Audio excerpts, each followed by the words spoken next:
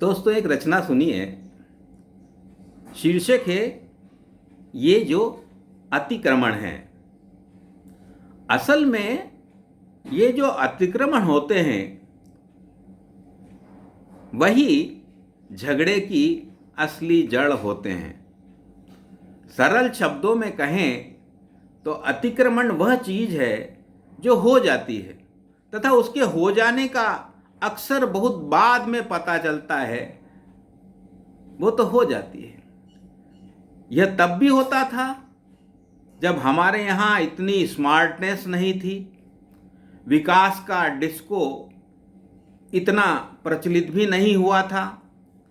DJ युग के आने से पहले सड़कों पर केवल ढोल बजा करते थे और नजूल की जमीन पर चाय की गुमटी का होना या दुकान का साइन बोर्ड सड़क की सीमा तक लटकना या अपने घर के आगे क्यारी बनाकर अशोक के पेड़ लगा लेना अतिक्रमण की परिभाषा में आ जाया करता था। अब विकास के इस नए जमाने में अतिक्रमण की परिभाषा में भी स्मार्टनेस और व्यापकता आ गई है और बरसों पुराने आशियानों को भी आदेशों के बुलडोजरों से ध्वस्त करने में देर नहीं लगती। हम अच्छी तरह जानते हैं कि बगैर आदेश के पत्ता भी नहीं खड़कता।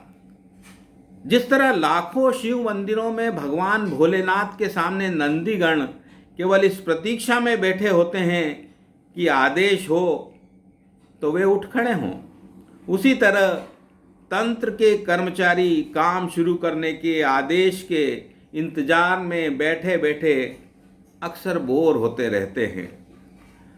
दरअसल आदेश प्रशासन की रगों में रक्त संचार के लिए आवश्यक उत्प्रेरक होता है। बगैर आदेश के अमला मात्र निष्क्रिय रोबोट होता है। आदेश रूपी बटन के दबाते ही वह गतिमान हो जाता है। रिमूवल गैंग के मुस्तैद घोड़े दौड़ पड़ते हैं और अतिक्रमण के साम्राज्य को बहुत स्मार्ट तरीके से घंटों में नेस्तनाबूद कर देते हैं। बेहद जोशीली और सख्त कार्रवाई के बावजूद बहुत सारे अतिक्रमण फिर भी बचे रह जाते हैं। कुछ सरकार अतिक्रमण अदृश्य शक्तियों द्वारा बचा लिए जाते हैं, कुछ साकार अतिक्रमण अदृश्य शक्तियों द्वारा बचा लिए जाते हैं और कुछ इतने निराकार और अदृश्य होते हैं जो सहज आँखों से दिखाई ही नहीं देते। विस्थापितों की आँखों से निकले आंसू तो देखे जा सकते हैं, मगर उनके भीतर की आस्था और विश्वास की जो बगिया नष्ट हो जाती है आसानी से नजर नहीं आती। अब इन अदृश्य अतिक्रमणों पर कार्रवाई करने का अवसर और बड़ी चुनौती हमारे सामने है। अब देखिए भारतीय संस्कृति पर कितनी चालाकी से पश्चिमी अपसंस्कृति ने अतिक्रमण कर लिया है। देशी उत्पादों पर बहुराष्ट्रीय सौदागरों ने और छोटे बाजारों पर बड़े बड़े शॉपिंग मॉलों ने अपने विशाल तंबू तान लिए हैं। हमारी बोलियों और भाषाओं पर फिरंगियों की जुबान ने जो शने शने अतिक्रमण कर लिया है उसे कौन सा रिमूवल गैंग या रिमूवल दस्ता हटा पाएगा?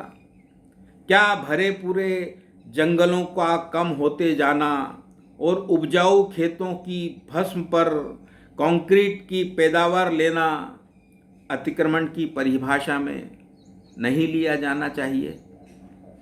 चिंतन करें हम कि वे कौन से अतिक्रमण हैं जिसके कारण योग्य गरीब उम्मीदवार को मिलने वाली नौकरी किसी समर्थ परिवार के ढपोर शंख को मिल जाती है।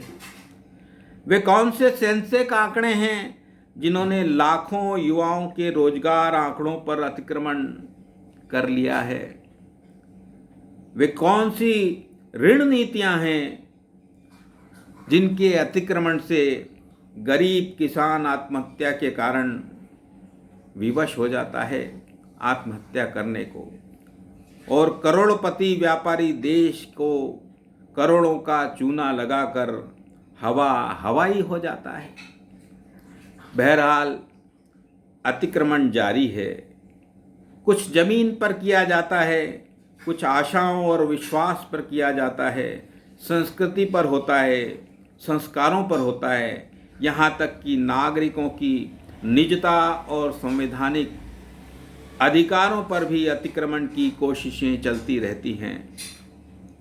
उम्मीद की जानी चाहिए कि बस्तियों शहरों के अतिक्रमण से मुक्ति के बाद अब दूसरी तरह के अतिक्रमणों पर भी लोगों को अतिक्रमण हटाने वालों का ध्यान जा सकेगा। इतना जरूर है, इसके लिए किसी सूक्ष्मदर्शी का इस्तेमाल करना आवश्यक होगा।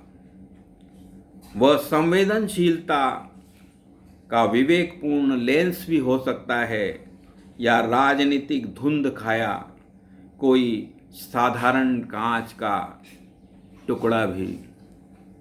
विचार करें। बहुत बहुत धन्यवाद।